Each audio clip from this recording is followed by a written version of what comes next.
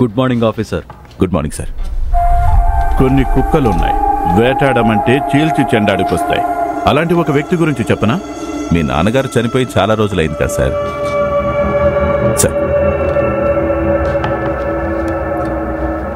ముందు నీ డ్యూటీ సరిగ్గా చెయ్యి.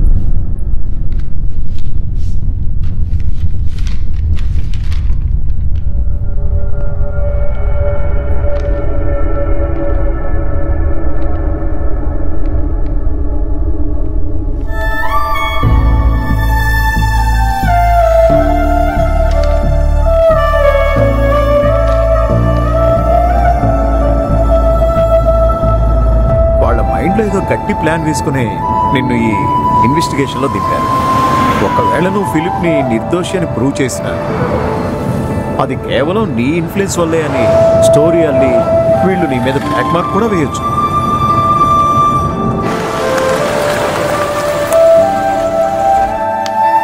నువ్వు వెళ్ళిరా, నేను ఇక్కడే ఉంటాను.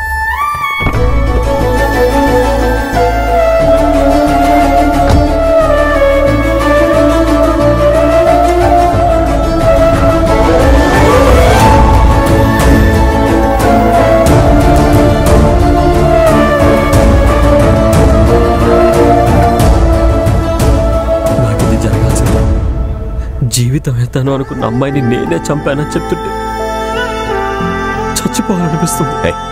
దయచేసి అలా మాట్లాడుకురా, నేనున్నాను కదా.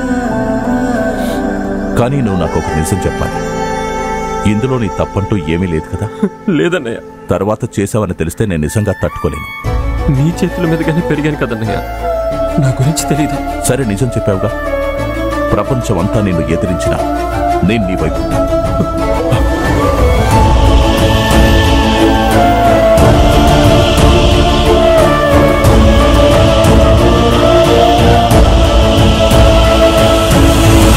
అతను పిలిచాడనే తను వెళ్ళింది.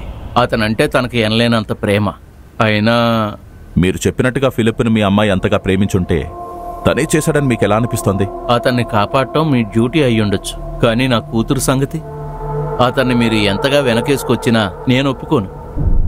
మీ పైన ఇన్వెస్టిగేషన్ ఏజెన్సీస్ ఉంటాయిగా, దయచేసి మీరు మళ్ళీ మమ్మల్ని కలవటానికి రావద్దు. మీ బాధ నాకు అర్థమవుతోంది. అందరూ కలిసి నింద మోపారు గాని ఏం జరిగిందో ఏంటో ఎవరికీ తెలియదు. లాజికల్ గా ఆలోచిస్తే నిజానిజాలేంటో మీకు తెలుస్తాయి. మీరు వచ్చారు కానీ ఇన్వెస్టిగేషన్ లో భాగంగా ఒక్క ప్రశ్న అయినా అడిగారా? మీరు అతన్ని కాపాడాలనుకుంటున్నారు. మీ తమ్ముడి మీద తప్పు లేదని నెక్కచ్చిగా మాట్లాడుతున్నారు. ఏం రాసుకోవాలనుకుంటున్నారో మీరే రాసుకోండి, మమ్మల్ని ఎందుకండి అడగటం?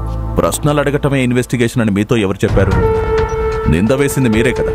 మీ అమ్మాయి ప్రేమించిన నా తమ్ముడే ఇదంతా చేసుంటాడని. నా తమ్ముడని నేనే సపోర్ట్ చేయటం లేదు. అలాగే తను చనిపోయిన రోజు వాడు పిలిస్తేనే మీ అమ్మాయి వెళ్ళిందని చెప్పారు. నాకు చాలు. That's all. సరే.